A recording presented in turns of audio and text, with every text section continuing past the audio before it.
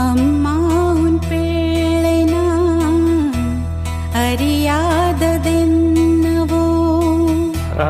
உன் பாடலொன்றுதான் என் சொந்தமென்பதோ என்னை என்றும் காக்கவே என்னை என்றும் காக்கவே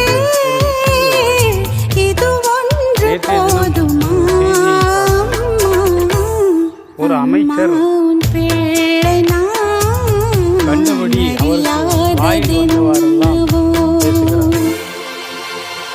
ஒரு நீதிமன்ற தீர்ப்புகளை அவமரியாதைப்படுத்தக்கூடாது என்றும் கூறுகிறவர்கள் மறுபடியும் இரண்டு நபர் பெஞ்சு ஒரு தீர்ப்பை கூறியவுடன்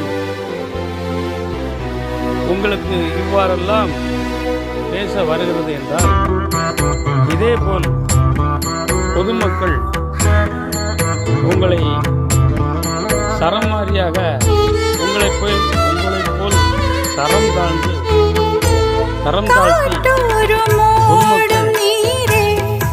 அதாவது உங்களுக்கு தொலைக்காட்சி பெட்டி ஒன்று இருக்கிறது ஆனால் நீங்கள் இணையதளத்தை முடக்க நினைக்கிறார்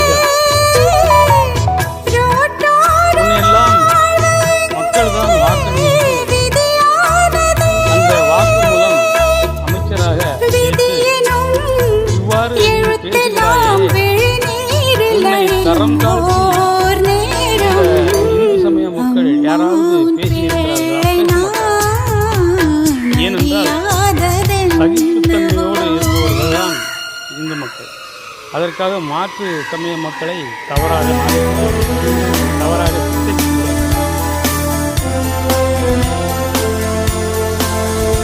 மக்களுக்கு பணி செய்யத்தான் அமைச்சராக இருந்தாலும் மக்களுடைய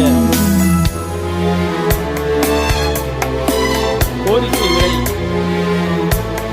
பணி செய்யத்தான் நீங்கள் இருக்கிறீர்கள். நீங்கள் மன்னர் அல்ல, ஒரு சாமானிய நீங்களும் ஒரு வாக்காளர். அதற்காக உங்களுக்கு வாய்ப்பு இந்து சமயத்தையும் இந்துக்களையும் பற்றி பேசிக்கொண்டு இருக்கின்ற உங்களுக்கு சரியான சாட்டையடி சவுக்கடி இதை மேல்மட்டத்தில் இருக்கின்ற கட்சித் தலைவர்கள் கண்டுகொள்ளவில்லையா அல்லது இவ்வாறு பேசினால் நம்மளுக்கு சில வாக்குகள் கிடைக்கும் என்று இருக்கிறீர்களா என்பதை கவனியுங்கள். உங்கள் கட்சி தலைமைக்கு கட்டுப்படாமல் பேசுகிறார்களா என்பதை முதலில் கவனியுங்கள். நான் பேசுவது எந்த அரசியல் கட்சியும் சாராமல் பொதுவான கருத்தை அரசியலில் பேசுவதற்காக நன்றாக நீங்கள் ஓடிவிடுவீர்கள். உங்களுக்கு கேட்கும் பொருள் இருக்காது, ஓடி சென்று ஓடிவிடுவீர்கள். எனவே நீ அமைச்சராக இருந்தால் அவர்களுடைய வரிப்பணத்தில் தான் சம்பளத்தை உணர்ந்து செயல்பட இன்னும் இந்த மாதம்தான் இந்த சட்டமன்ற கூட்டத்தோடு உன்னுடைய அமைச்சர் என்ற வேடம் அடைந்து இவ்வாறெல்லாம் பேசக்கூடாது என்று சட்டத்தில் இடம் இருக்கிறது. அந்த சட்டத்தை தனக்கு சாதகமாக வளைத்து தான் பேசினால் நீயும் ஒரு தேசத்துரோகி என்று அறிவிக்கப்படலாம் என்றும் சட்டங்கள் படித்த நீதிபதிகளிடம் கேட்டு தெரிந்து என்பது என்னுடைய கருத்து. நான் நேற்றைய தினமே பதிவிட முற்பட்டேன். தவறு சரியாக கிடைக்கவில்லை. எனவே வாய்மொழிக்கு மாங்காய் வைப்பது சரியாக இப்படித்தான் அநேக இடங்களில் தமிழகம் எங்கும் இப்படித்தான் நடந்து கொண்டிருக்கிறது. கோவில் சார்ந்த இடங்களை கபலீகரம் செய்கின்ற மாற்று சமயத்தினருக்கு சிங்கி அடித்து சால்ரா அடித்து நக்கி மலம் தின்னும் பிராணிகள் தனியாக இருக்கிறது. அதை விட்டுவிட்டு உங்களுக்கு மலம் தின்ன ஆசை இருந்தால் ஒரு கோரிக்கையை வையுங்கள். அனைத்து வீடுகளிலும் இருக்கின்ற செப்டி டேங்கை அகற்றிவிட்டு உங்களுக்கு திறந்துவிட தயாராக இருக்கிறார்கள் மக்கள். அதை தாராளமாக வந்து தின்னு சென்று விடுங்கள். நான் இவ்வாறு உரையாற்றியிருப்பது தவறு என்றால் நீ அவ்வாறு உரையாற்றியிருப்பது தவறு என்பேன். எனவே இது அபத்தமான உரையாடல் என்று வழக்கு தொடுக்க,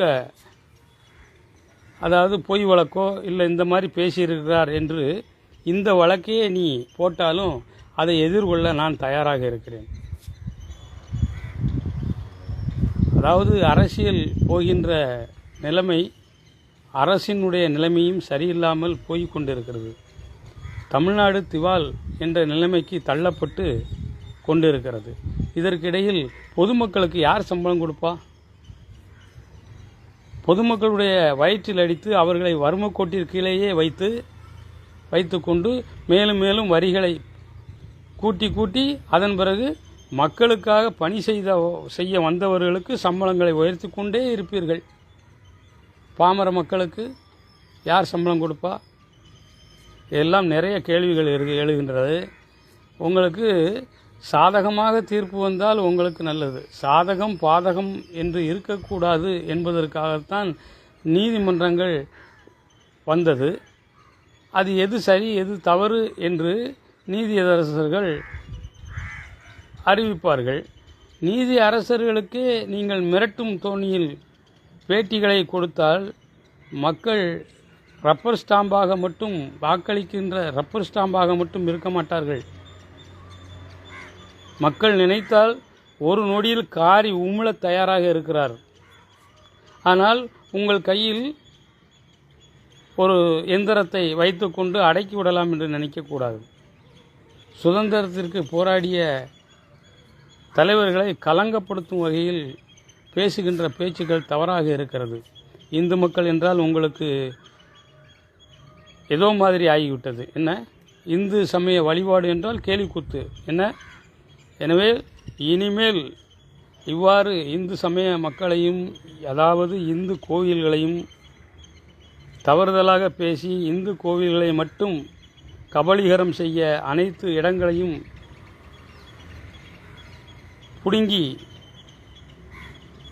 இதை வைத்து அரசியல் நாடகம் நடத்தி மக்களை ஓட்டு ரப்பர் ஸ்டாம்பாக மாற்ற இனி நினைத்தால் அது நடக்காது. வன்மையாக கண்டிக்கத்தக்கது என்று சொல்லிக்கொண்டு என் சார்பாகவும் என் சமூகம் என் மக்கள் சார்பாகவும் உனக்கு கண்டனத்தை தெரிவித்துக் கொண்டு இத்துடன் முடித்துக் கொள்கின்றேன். சரி என்றால் அனைவருக்கும் பகிருங்கள், பயந்தவர்கள் விட்டு ஓடுங்கள். உங்களுடைய வாக்குகளை வாக்கரிசிக்காக விற்றீர்களே, ஆனால் உங்களுக்கு ஜனநாயகம் பேசும் அருகதையும் உரிமையும் இல்லை என்பதையும் கூறிக்கொண்டு முடித்துக் கொள்கிறேன். நன்றி, வணக்கம்.